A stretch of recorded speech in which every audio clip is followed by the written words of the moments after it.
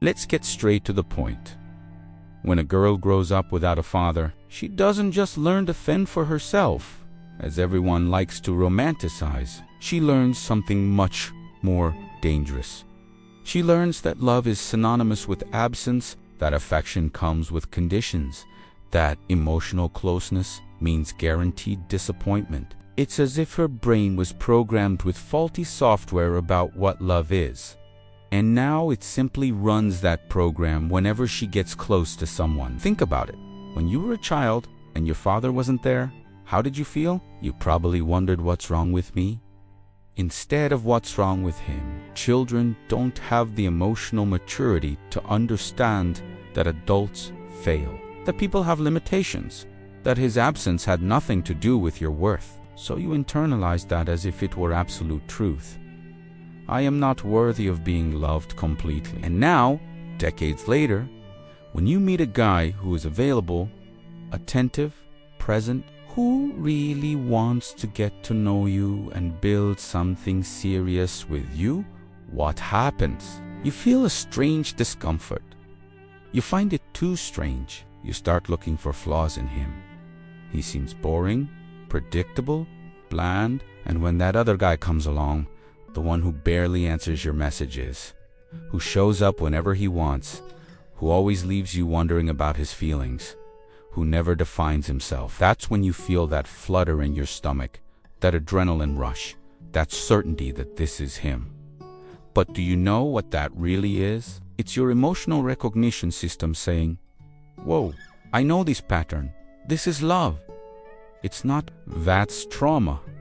That's repetition. That's your subconscious trying to recreate the dynamics of your childhood to see if this time you can get a different ending. If this time you can finally make an emotionally unavailable man choose you completely. It's as if you were eternally trying to win your father's love through other men who have exactly the same characteristics as him. Distant, evasive, inconsistent. Now comes the part that really hurts, but needs to be said. You are not just attracting emotionally unavailable men by bad luck or coincidence. You are actively choosing them. Yes, choosing, because unconsciously they are familiar. They are isafi, in the sense that you know how to deal with the pain of absence.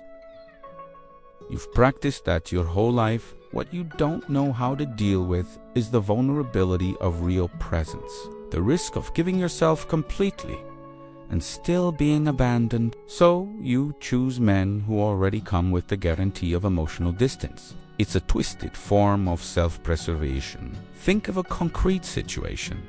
You meet two guys. The first one texts you every day, asks how your day was, makes plans in advance, introduces you to his friends, talks about future plans. The second one disappears for days.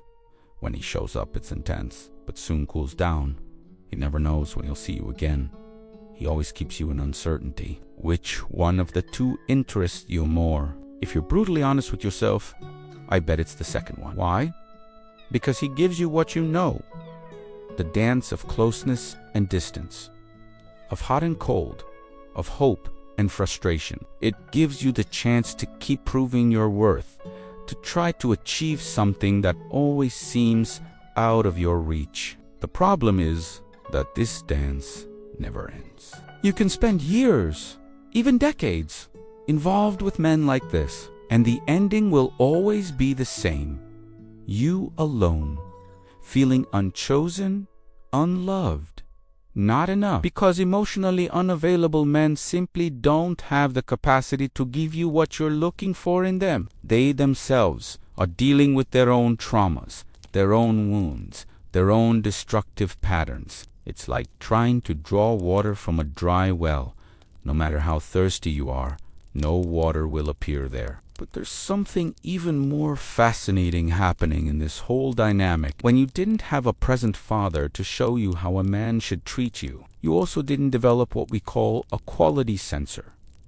You don't have clear parameters of what is acceptable and what is not. So you accept crumbs, thinking it's a banquet. You normalize behaviors that women with present fathers would immediately identify as disrespectful or inappropriate. It's like growing up without ever having eaten a real meal and thinking that instant noodles every day is excellent nutrition. I'll give you practical examples of how this manifests in everyday life. He takes hours or days to reply, but you accept it because he must be busy. He never invites you out on special occasions like your birthday or New Year's Eve, but you accept it because he has a family, he has commitments, he doesn't define the relationship, he doesn't publicly acknowledge you, but you accept it because labels don't matter. What matters is what we feel. He only shows up when he wants sex, but you accept it because at least he desires me. Do you see the pattern? You settle for the minimum because, in your internal reference, the minimum is already more than you got from the most important man in your life, your father. And there's something else that happens. You develop what I call savior syndrome. Since you could never save your father, making him stay, make him love you enough to be present, you try to save other men. You get involved with troubled, addicted, depressed guys with 1,000 unresolved issues, believing that your love can heal them, that you can be different from the others, that you can be the one who finally manages to make him change. And you destroy yourself in this process, giving much more than you receive, investing much more than the other person, carrying the relationship on your shoulders while it only ... exists. Look, there's a statistic I read in a Harvard University study, a longitudinal study on adult development that followed people for over 75 years. Women who grew up without a father figure are 60% more likely to get involved in dysfunctional relationships in adulthood. I'm not making this up. It's science, it's data, it's documented reality. But here's the good news. Patterns can be broken, programs can be You're not condemned to repeat this for the rest of your life. The problem is that nobody teaches you how to do it. Nobody sits down with you and explains that the feeling of intense chemistry you get with problematic guys is actually your nervous system recognizing a familiar pattern of trauma. Nobody warns you that peace, stability, consistent presence, everything you should be looking for in a relationship will seem strange, bland, even a little scary at first, precisely because it's new to you. It's like when you're used to eating super salty food and suddenly you try something with just the right amount of seasoning. It seems tasteless, bland, tasteless. But it's not. It's just that your palate is addicted to excess. So what you need to do is something radical. You need to learn to tolerate good men. Yes, I said tolerate. Because at first it will be uncomfortable. It will seem emotionless. It will seem like it lacks that intensity, that drama, that emotional roller coaster that you associate with passion. But passion is not love. Passion is chemistry. Passion is addiction. Passion is your brain flooded with dopamine because you're in a situation of constant uncertainty. And the human brain, however contradictory it may seem, loves uncertainty because uncertainty creates that need to conquer, to resolve, to finally succeed. But true love is boring. Love is predictable. Love is knowing that the person will be there tomorrow and the day after tomorrow and next month. Love is not having to constantly check your phone to see if they've replied. Love is not having to interpret signals, decipher messages. Ask your friends for their opinion on what they meant by something. Love is clarity. Love is consistency. Love is presence. And all of this can seem extremely boring when you've been trained your whole life to seek the opposite. Let me give you a practical exercise that has changed the lives of several women I know. The next time you meet someone, pay attention to your emotional reaction. If you feel that intense butterflies in your stomach, that anxiety, that need to keep checking your phone, that roller coaster of emotions, attention, red flag. It's not attraction. It's trauma being activated. On the other hand, if you feel at peace, if the conversations flow smoothly, if you don't analyze every word he says, if he's clear about his intentions, if you don't doubt what he feels, pay attention. This might be what you need, but it will seem strange because it's healthy. And look, I know some people will say, but what about passion? What about chemistry? What about butterflies in your stomach? Listen carefully. All of that can exist in healthy relationships too. But it's not the foundation. It's not the main indicator of compatibility. Because when you build something with an emotionally available person, intimacy increases over time. Desire grows. The connection deepens. It's different from that peak of intensity that later turns into disappointment and frustration. It's a gradual construction of something solid. Let's talk about something even deeper. The need for external validation. When you grew up without a father, you probably spent your entire childhood and adolescence seeking male validation. You wanted men teachers, uncles, your brothers, friends, any male figure to see you, approve of you, find you special. And that doesn't disappear when you become an adult. It turns into a morbid need to be chosen, to be preferred, to be the special one in some men's life. And emotionally unavailable men are experts at making you feel this intermittently. Sometimes you're special, sometimes you're not. And you get addicted to this seesaw, always trying to make the next moment the one where you're finally chosen for good. A very concrete example. You're dating a guy who has an ex he still talks to sometimes, or who has several female friends he keeps in close contact with, or who makes it clear he doesn't want anything serious because he's enjoying life. And you agree to play this game, thinking that you're the one who's going to make him change his mind. You're going to be so amazing, so cool, so understanding, so sexy, so intelligent, that he'll realize you're the right one and will choose you. But you know what happens? Months or years later, you're in the same place.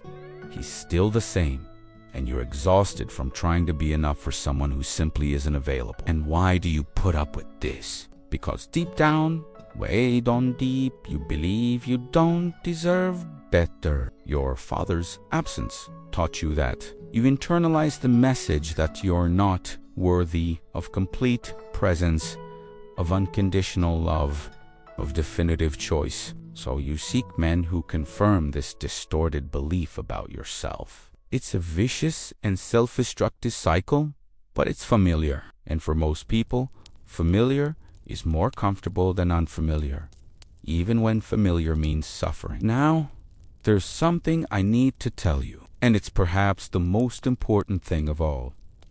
Breaking this pattern doesn't mean finding the right man. It means first healing the girl inside you who is still waiting for her father to come back. It means making peace with his absence. It means stopping trying to rewrite that story through other men. It means looking at that pain, validating it, crying it, ouchie, processing it, and then, only then, can you create internal space for a different kind of love.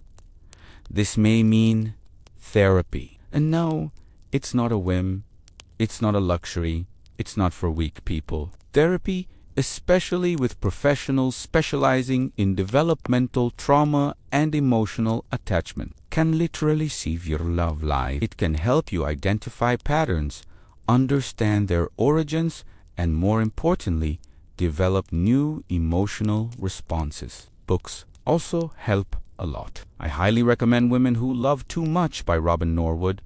It sounds cliche, but this book has saved more relationships and women than I can count. Another excellent one is Attachment by Amir Levine and Rachel Heller, which explains in a scientific but accessible way how our attachment styles formed in childhood influence our adult relationships.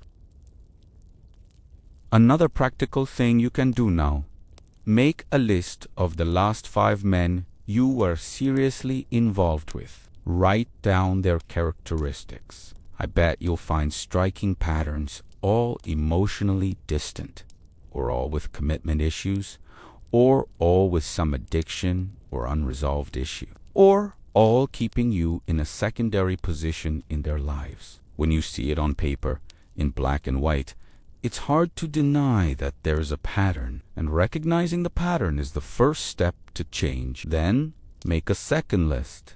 What characteristics do you really need in a partner to be happy? Not what gives you butterflies in your stomach, not what keeps you up at night thinking, but what actually builds a good life. Things like consistency, honesty, emotional availability, communication skills, aligned values, compatible life plans, respect, consideration. When you compare the first list with the second, there's usually no overlap. And then you understand why your relationships don't work. You've been looking for one thing when you need something completely different. And look, I need to talk about something that many people avoid mentioning: anger. It's very likely that you have a lot of pent-up anger towards your father. Anger because he wasn't there. Anger because he abandoned you. Anger because he didn't fight to be a part of your life. And this anger, when not processed, ends up being directed at other men. You sabotage good relationships before they can disappoint you. You constantly test the guy to see if he'll stay or leave. You create drama, conflict, distance.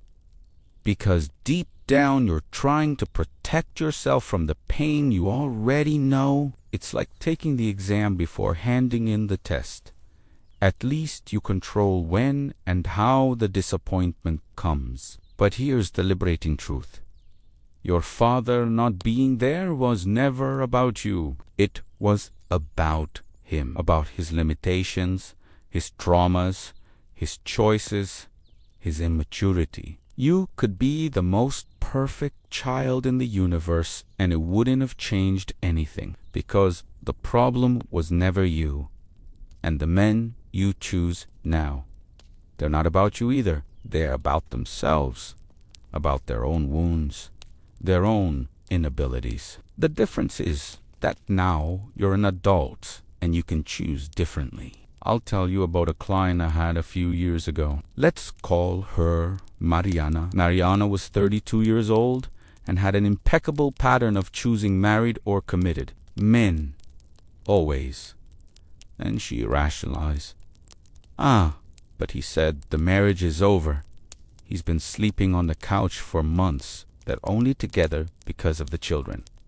When we started working on her story, we discovered that her father had left home when she was 5 years old, but maintained sporadic contact. He would show up occasionally, take her for ice cream, promise her the world, and then disappear again for months. And what did Mariana learn? That she had to share male attention, that she would always be the second option, that love comes in small doses and is never just hers. It took almost 2 years of inner work, but Mariana finally broke the pattern. She met a single, available guy who wanted a serious relationship. At first, she found it strange, awkward, and even thought about breaking up several times. But she persisted, tolerated the discomfort of the new, and allowed herself to be loved in a healthy way. Today, they are married, have a child, and she herself admits that at the beginning, it seemed like something was missing. But what was missing was the drama, the pain, the toxic familiarity of abandonment. So let's talk about the practical part. What you can do from now on. First, stop romanticizing pain. Pop culture loves to sell that story of intense love. That is complicated. That is a constant struggle. Movies, songs, series, everything's selling the idea that if it doesn't hurt, if it's not complicated, it's not real love. That's a lie. That's propaganda to keep you trapped in destructive cycles. Healthy love can be intense, passionate, exciting, But it's not painful.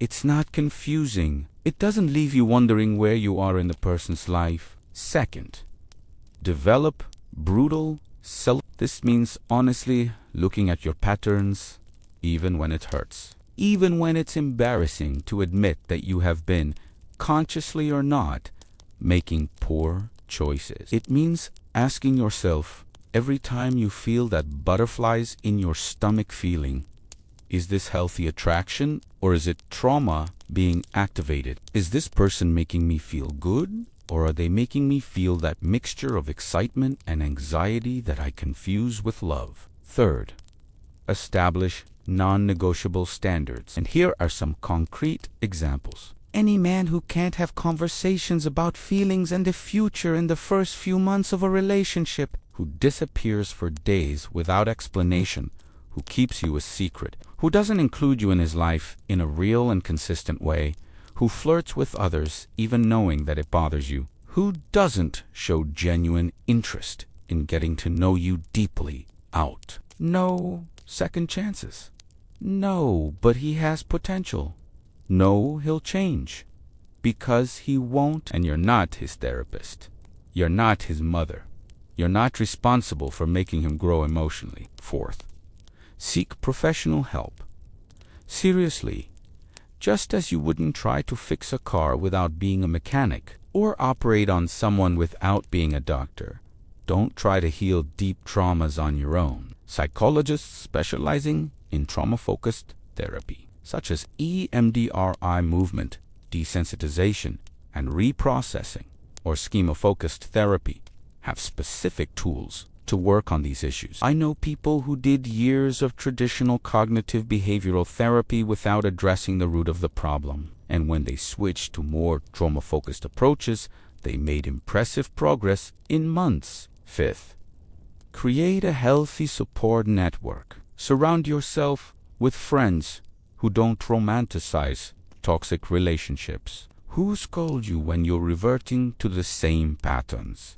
Who modeled healthy relationships for you? If all your friends also have dysfunctional relationships, it becomes very difficult to see that there is another way to live. Look for spaces, support groups, communities where women discuss relationships in a mature and healthy way. And there's something that nobody talks about but is crucial. You need to develop a healthy relationship with loneliness, because the truth is that many women without fathers keep jumping from relationship to relationship, even if they are bad, because they are terrified of being alone. Loneliness seems to confirm that belief that you are not lovable, that there is something wrong with you. So you prefer a mediocre or even bad relationship to being alone. But here's the secret.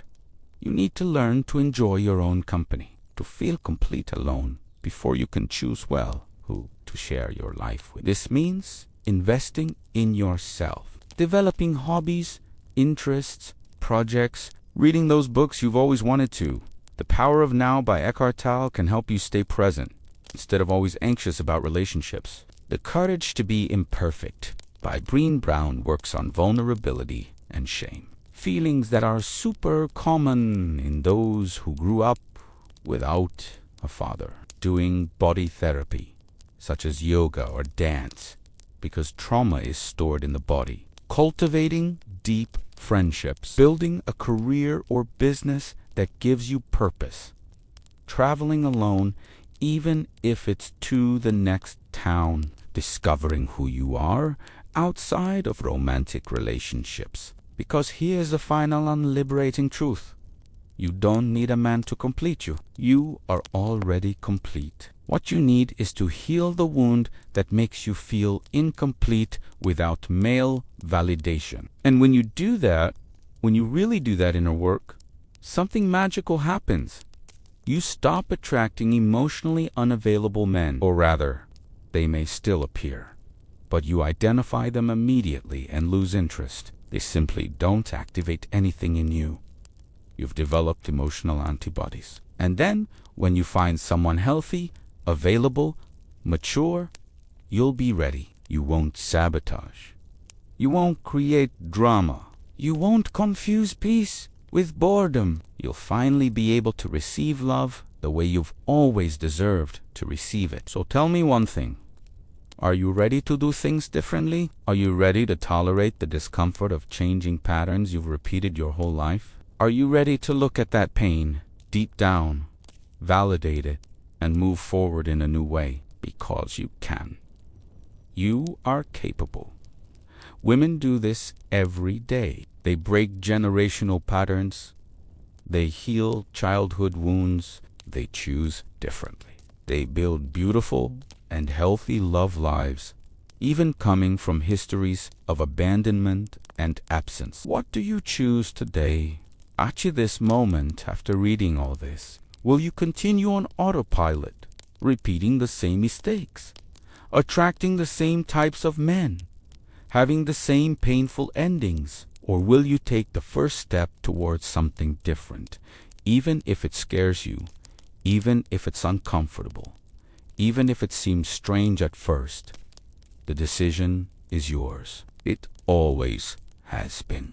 Your father not being there wasn't your choice, but the men you let into your life now, that is your choice. And you deserve to choose well. You deserve presence, consistency, genuine love, real commitment. You deserve to stop begging for crumbs of attention from men who are incapable of giving you what you need. If this text moved you, if you identified with it, if you felt that someone finally put into words what you experienced but never knew how to name, subscribe to the channel and turn on notifications, because what you just read is only the beginning. There's so much more knowledge about relationships, emotional patterns, healing from trauma, and building a healthy love life waiting for you. And unlike some of the men in your life, this channel isn't going away. It'll be here every week with content that few have the courage to talk about, but that everyone needs to hear.